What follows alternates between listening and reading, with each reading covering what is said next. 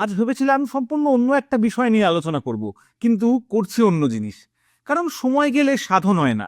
একটা সময় ছিল আজকের দিনে আমি ভীষণ ব্যস্ত, শুধু আমি কেন, আমরা সকলে ভীষণ ব্যস্ত। সকালে বাড়ির পুজো, তারপর স্কুলের পুজো, তারপর বন্ধুদের সঙ্গে আড্ডা, তারপর পাড়ার বন্ধুদের সঙ্গে আড্ডা, তারপর এটা ওটা সেটা, মানে সারাটা দিন আজকে জমজমাট। তখন মনে হতো কত তাড়াতাড়ি বড় হব, তাহলে হয়তো বাইকে করে ঘুরতে পারবো, কিংবা আরো অনেক বন্ধুরা মিলে অন্য কোথাও চলে যাবো অনেকটা দূরে। কিন্তু কি হলো, বড় যখন হলাম বুঝতে পারলাম আহ, শুধু একা হয়েছি। বড় হয়েছি, কিছু ক্রয় ক্ষমতা বেড়েছে বটে, কিন্তু আশেপাশের বন্ধুরা সবাই কোথায় যে যার নিজের কাজে ব্যস্ত। আমাদের বড্ড দেরি হয়ে যায়।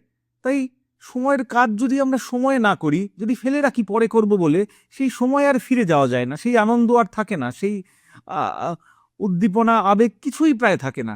তাই সময় চলে যাওয়ার আগে যা ইচ্ছা হয় তাই করুন। যদি ঘুরতে যেতে ইচ্ছা হয় ঘুরে ফেলুন, যদি মনে হয় চিৎকার করবেন চিৎকার করুন, যদি মনে হয় কাউকে বলবেন ভালোবাসি তাহলে তাকে বলে ফেলুন।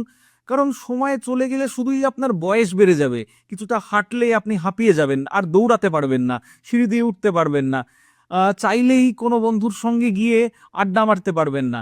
দেখবেন আহ, আপনি হয়তো কিছুটা উন্নতি করেছেন জীবনে, কিন্তু আরো অনেক বেশি, অনেক অনেক বেশি একলা হয়েছেন।